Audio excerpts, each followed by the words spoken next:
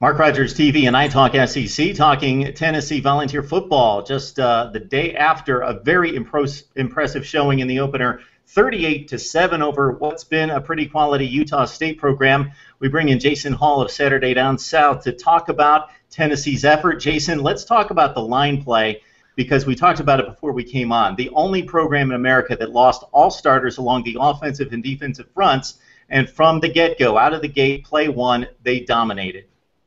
Yeah, Mark, first of all, thanks for having me on. And second off, yeah, the defensive line matched up well against Chucky Keaton. A lot of people said coming in he was a preseason Heisman hopeful, but the inexperienced defensive line, Jordan Williams playing defensive tackle, he looked stout.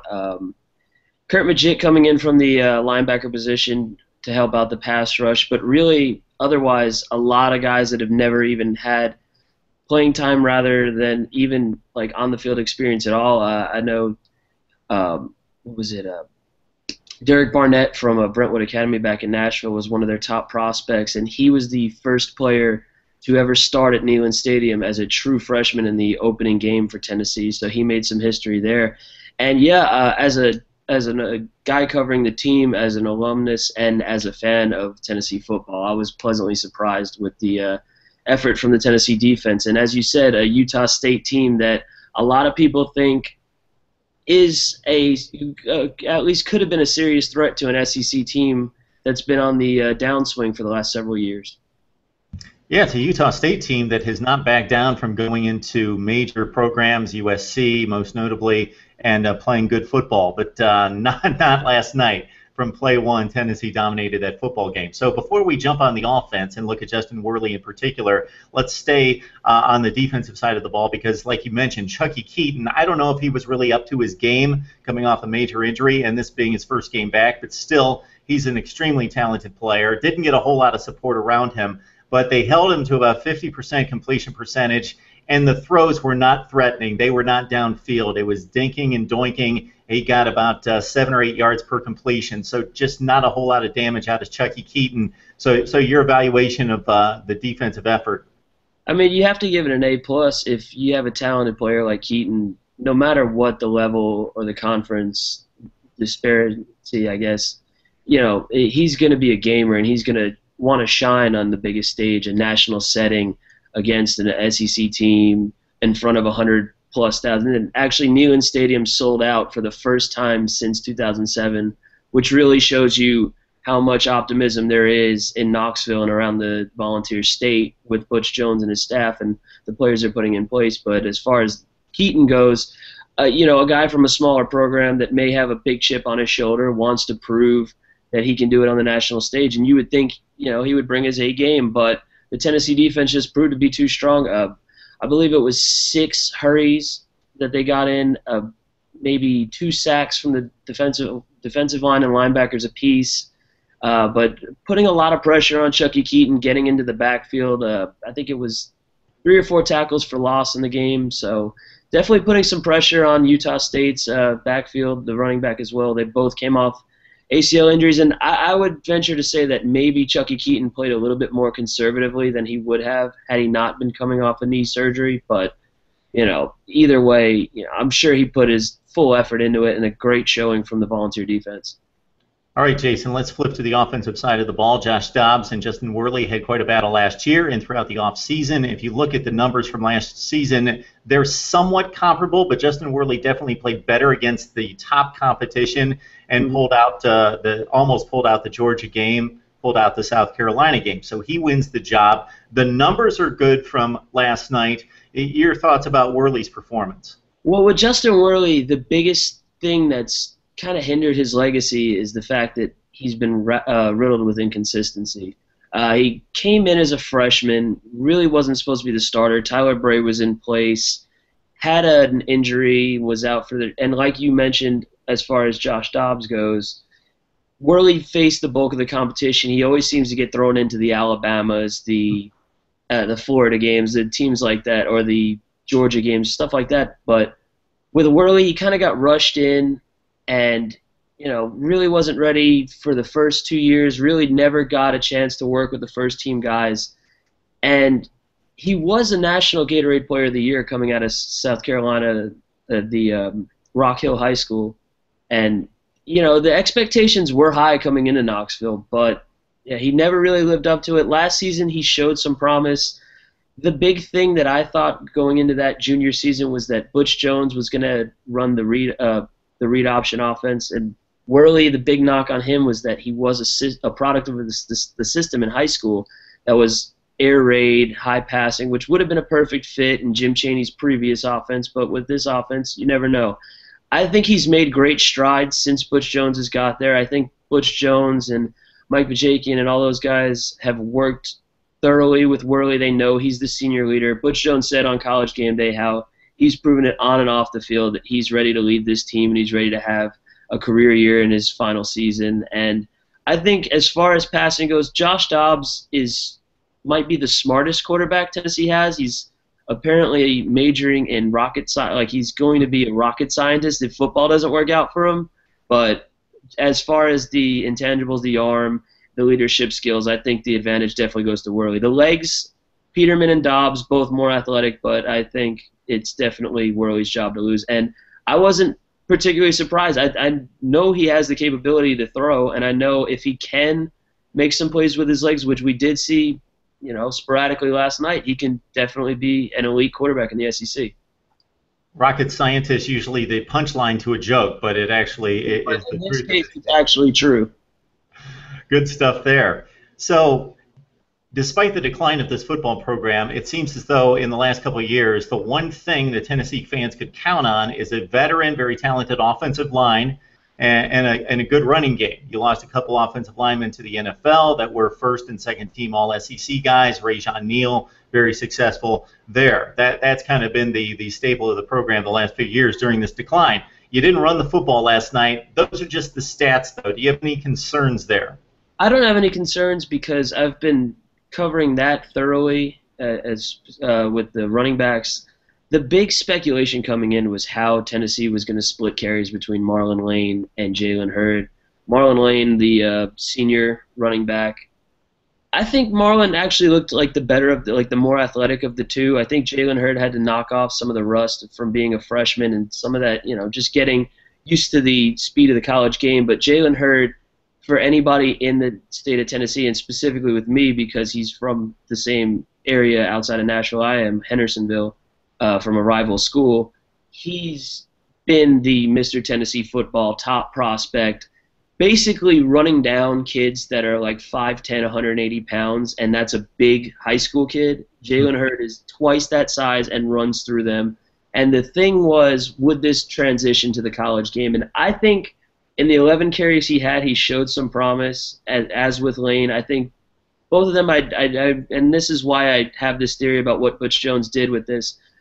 I think what the Tennessee offense wanted to do was spread the ball around in the first game, try to get a feel of what they have on the field, especially with guys like Hurd and my old high school's standout player, Josh Malone. All those guys, see what they have because they are going to play a major role, especially if injuries, it's football, injuries happen, and some of the veterans are going to get hurt and the freshmen are going to have to step up. I think he just wanted to really spread the ball, and that's why guys like Marquez North and some of those receivers didn't have the best of numbers, but the team did put together nearly 300 or over 300 yards total. Worley put together nearly 300 yards passing. So I think the spreading of the ball is really why the statistics weren't stellar, but as a team, everything came together. So I think with Hurd and Lane, we're going to see that kind of two-headed monster throughout the season.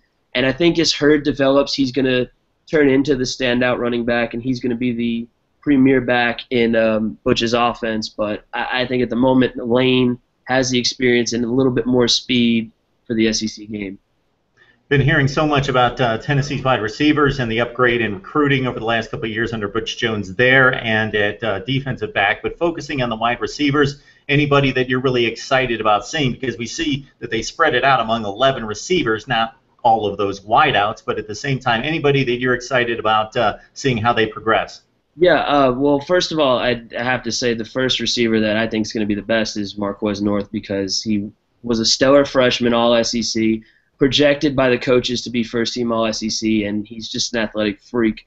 As he developed last year, he improved his route running and pass catching abilities, but just basically got along on the season, just being faster and bigger than you'd expect. Von Pearson's going to make a great jump. JUCO All-American, MVP in his conference last year. This is a kid that's 23 years old and was working at a McDonald's, I guess, 2 years ago, and his friend told him his teammate from Virginia, his Virginia high school, was all the way out in California playing JUCO football and told him to come out there. He impressed coaches and was a 2-time JUCO All-American. My personal favorite, as I mentioned, Station Camp High School product, Josh Malone, 5-star prospect. I just have I don't know if you're familiar with Grantland, but there's a guy on there, David Jacoby, that just has this fascination with Lance Stevenson because he found him in Brooklyn.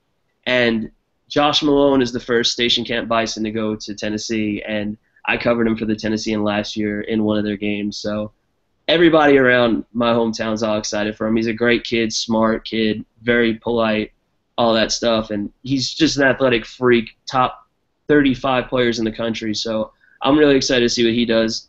Pig Howard, dual threat option, can run the first touchdown of the year for the Vols. You can put him in the backfield. You can put him on a reverse. You can put him in a screen, and he can catch passes. And I was pretty impressed with Jason Kroom and Josh Smith's development over the offseason.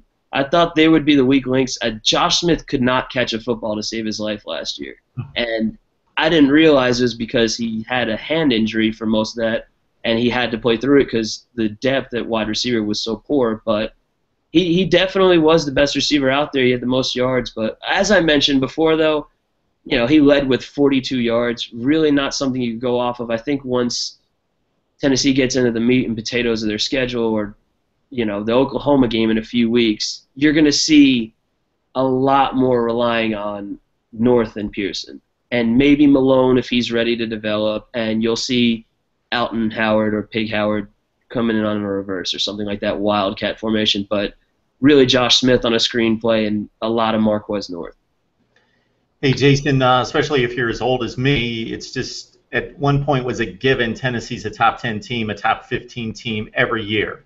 It was just that good for a long time in Knoxville. Now it's been really 7 or 8 years that the program hasn't been quite there, and probably more like 3 or 4 or 5 since like 08, 09. I remember a bowl win against Wisconsin like after the 2008 season, something like that.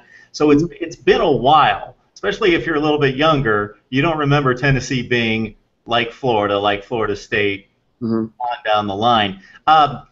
Then you get this win, and it's Utah State. But if you know something about football, you know that they have been a quality team. We'll see how good they are this year.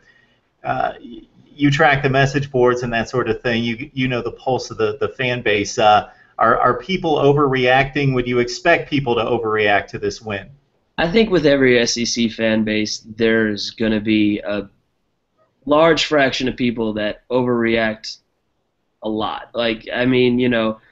There's with every fan base, you have those Harvey Updike, Alabama kind of fans that are just, we want to disassociate with them, whatever.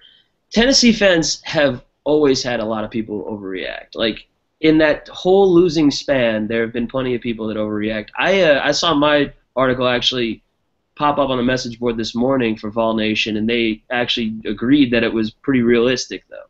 And my point being was that, as you said, Mark, Utah State, solid, respected, smaller program, but still, a 9-win team, a team that's capable of pulling off an upset against a major program. And you have Tennessee, who's been,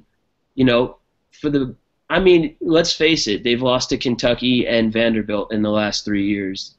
Vanderbilt multiple times. Actually has a losing streak against Vanderbilt. That's unacceptable if you're a Tennessee fan. So pretty much the laughing stock of the SEC at this point, where you used to be the Alabama, you used to be the LSU, Auburn, Florida, where you'd always be, if not the team, in the thick of things to win the SEC. So, I think with Vol fans, I remember my last semester there was the season that they had College Game Day came up there, and everybody was acting as if, Tennessee was going. It was the first time Tennessee was ranked in I think since 2007, as you mentioned, which is the SEC championships. This is 2012, and everybody thought thought they were going to beat Florida. They got steamrolled, and this ended up being the year Derek Dooley got fired. So, I think at this point Tennessee fans want to be optimistic about something and want to feel excitement, and should. I feel like this team is much more justified for so many different reasons and intangibles. I think the talent level is so far ahead. I think the coaching level, obviously, from Derek Dooley to Butch Jones, or Lane Kiffin to Derek Dooley to Butch Jones, is just incredible. Even without the X's and O's, I just think as far as mentoring young players, recruiting, putting a face in front of a program to put out to the entire state, the entire region of country, and the United States of America to recruit kids and have a positive image, fantastic. And I just think this, if you don't see a bowl win or you don't see 7 wins this year, you just have to have patience. And I know that just seems ridiculous at this point because it's been 4 straight losing seasons in Tennessee football and about 6 years of down Tennessee football, maybe 8, something like that, on and off. But you have to have patience because this guy's doing miracles with this program. The way the kids walk, the way the players run off the field, the way they gather around each other during injuries and walk each other off the field, just that intensity that they bring, they're buying into it, and he's going to bring them somewhere good. If I'm reading you correctly, the wins may not match the talent, because I looked at the schedule, and I don't have it in front of me right now, but you've got, of course, Alabama on the other side that you always have to play, and I believe you have Ole Miss, and you've got to go to Oxford. You got the Oklahoma game, which I credit this program for playing Utah State and Oklahoma. That's a really tough schedule. Then the gauntlet throughout the SEC Eastern Division, and Florida should be much improved from what they showed us last year and not have all the injuries. So you could be a much better football team, but the wins may not be there this year. Exactly, and even Arkansas State this week is an 8-win team from the previous season. So who knows what they're capable of? But I really think that's been Tennessee's problem for several years, is that they have a tough SEC schedule. And, it'd be one thing if they were the SEC East team, that's fine, but they play Alabama annually. And they always seem to draw LSU or Auburn or whatever team otherwise happens to be stellar that year from the SEC East other than Alabama. And, let's mention the fact that they schedule Oregon or Oklahoma or USC or whatever major program out west. Texas, I'm sure, is coming down the pipe soon. So, when you have a team like Vandy in your state that's your division rival and they're playing Wake Forest in Massachusetts, it's kind of ridiculous. So, go figure. Yeah, we won't go down that trail, but Vandy has a pretty embarrassing non-conference schedule, but that didn't help them in Week 1 against Temple. Regardless, we got Jason Hall of Saturday Down South. Hey, Jason, before we let you go, what are you working on? Right now, I'm actually, because I knew what year the certain bowls you were mentioning before were, I'm writing a write-up right now. Philip Fulmer's birthday was today, so happy birthday to Coach Fulmer. He turned 64. I don't know if you want me to say that on the video, but, just several recaps of last night's game. I just wrapped up some offensive, defensive, and coaching analysis, and a lot of deadlines. We're trying to get a lot of hits on our website. We reached our highest point last night, so we're pretty proud of that, and we're trying to grow every day. So we got a lot of talented young writers working on Saturday Down South, and we have a lot of articles to push out. So trust me, I'll be pushing out a lot of Tennessee content on there. Guys like me, Jason, count on guys like you, because I'm trying to cover all of it coast to coast, and so I appreciate it. That's where I get my footnotes and be able to brush up on Tennessee football, and would love to have you back on at some point. Yes, sir. Anytime. Just let me know. All right, Jason. Have a good one. Thanks, Mark. You too.